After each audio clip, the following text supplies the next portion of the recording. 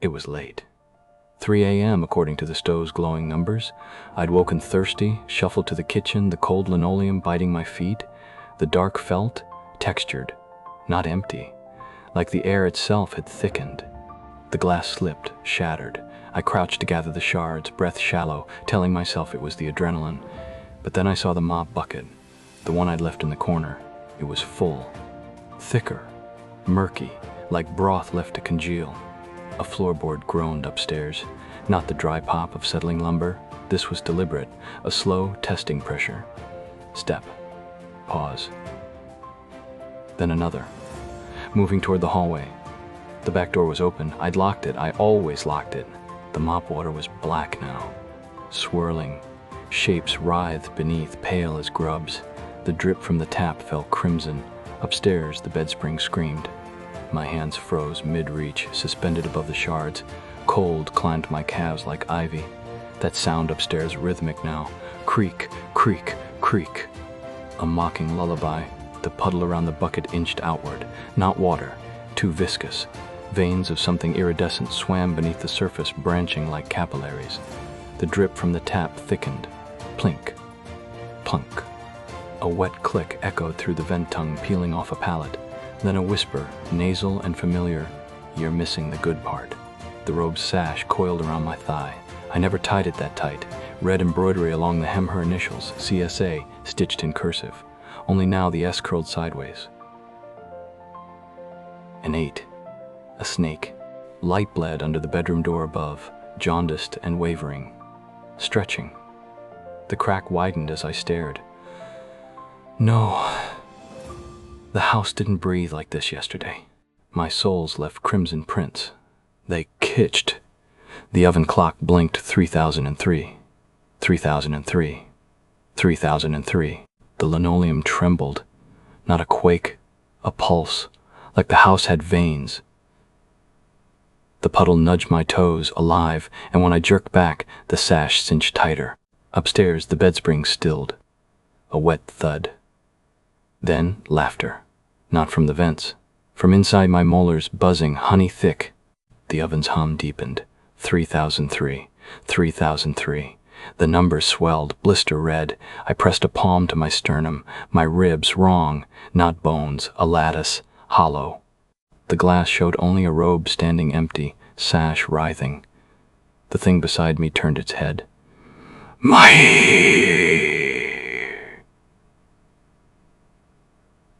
But split at the jaw, a hinge.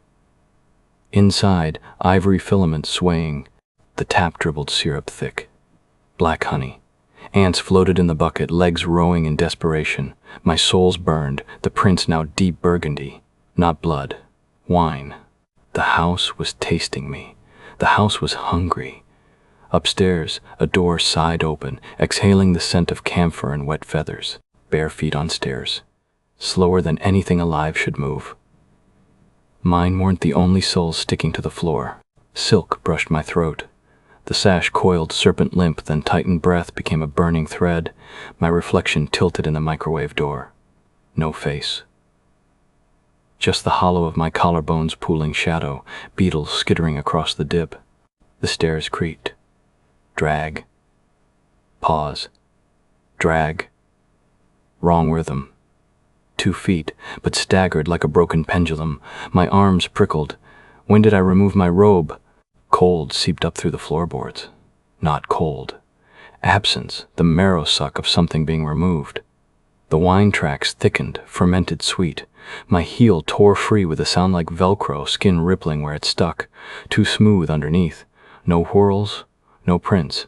Clocklight pulsed. 3003 throbbed in my fillings. The buzzing swarmed my skull, and there, between the frequencies, a whisper, "Don't turn, don't turn, don't." My tongue probed a molar. It wobbled, came loose. Strings of amber clung between it and the gum as I spat it into my palm. Inside the tooth's hollow, a single black seed, ticking. The stair creak reached the landing. I tried to count seconds between steps. None, all intervals compressed, stretched, time's spine unspooling. My jaw ached. When I pressed it, the hinge split wider. Filaments poured out, root-like, tasting the air. They found the tooth in my hand. held it, offered it toward the staircase. Above the banister, a wrist appeared, dripping, bruise blue. My mother's watch clung to it, smudged with flour she hadn't touched in 10 years. The watch's cracked face glinted beneath a film of dust. Those droplets fell, viscous, rupturing the silence like valves releasing. Something glistened in their trail, seed-sized, dark. My ribs constricted. She always baked on rainy Sundays, flour ghosting her wrists, hummed fragments of lullabies in a key that never resolved. But the figure descending wasn't singing, wasn't breathing.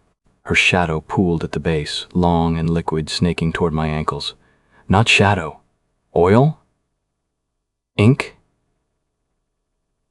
It rippled, alive, testing. My shoulders jerked. Skin sloughed like wet silk down my arm. Underneath, muscle gleamed raw, then blurred, translucent, membranous, a moth's wing trembling. Mother's hand gripped the banister, scabbed, swollen at the knuckles. Still wearing her ring tarnished, studded with the garnet I'd swallowed when I was 7. "You've been neglecting the garden," she murmured. Her voice was a hive sound, honey thick and swarming. "Roots need pruning." Her face tilted into the dimness. Her eyes were mine, same flecks of ochre, same narrow lids, but the sockets wept beetles. They cascaded down her cheeks, clicking, mandibles agape. The seed leapt from my palm, sank into her furthest blister. She smiled. Then the lights died. All of them, even the clock. The dark wasn't empty. It pulsed, a low subcutaneous rhythm like something tunneling through soil. My wings shuddered, catching vibrations as my bare feet pressed into carpet, but the fibers felt fibrous, too fibrous, wet strand tendrils coiling over my toes. "Can you hear them now?" Her words slicked the air, oil spill syllables. The roots, they've been calling. A rustle arm? Hand? Brushed my calf. Not hers. Something moist and thread-thin burrowing. The walls exhaled. Rot. Damp mortar. And underneath, a sweetness cloying, like lilies left to ferment. My vision swam with phantom shapes, capillaries branching across plaster, black blooms bulging where the light switch should have been. Beetles crunched underfoot as I stumbled back. Their shells popped like blisters, releasing smoke that stung my throat, my lungs, until I tasted copper.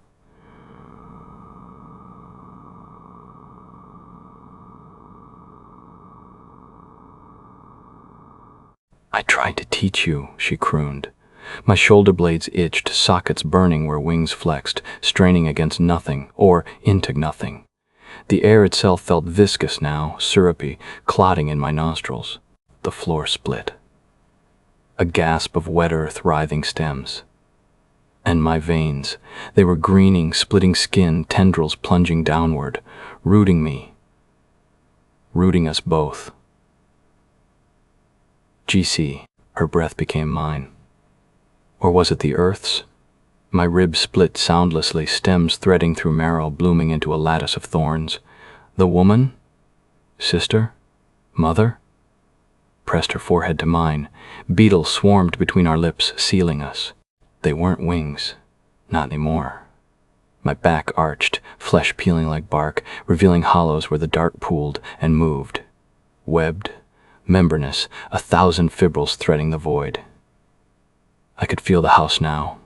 The sagging joists, the mold gnawing the pipes, the mice turning soil in the walls. The floor dissolved, and we plunged downward, not falling, unfurling. Clay packed my ears, my throat, yet I breathed richer than air. My fingers branched, splitting nail and bone, reaching for the seethe of grubs, the magma slow pulse of buried stones.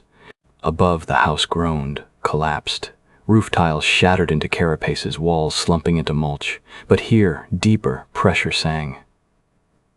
My veins threaded hers, knitting rot and root. We were legion, centipede, mycelium, the slick backs of worms writing hymns in the dark. Summer, a port swing. Her laughter before the beetles, before the garden ate her. The last synapse snapped. Soil filled my mouth, my eyes ballooned shut. And when the silence came, it had teeth.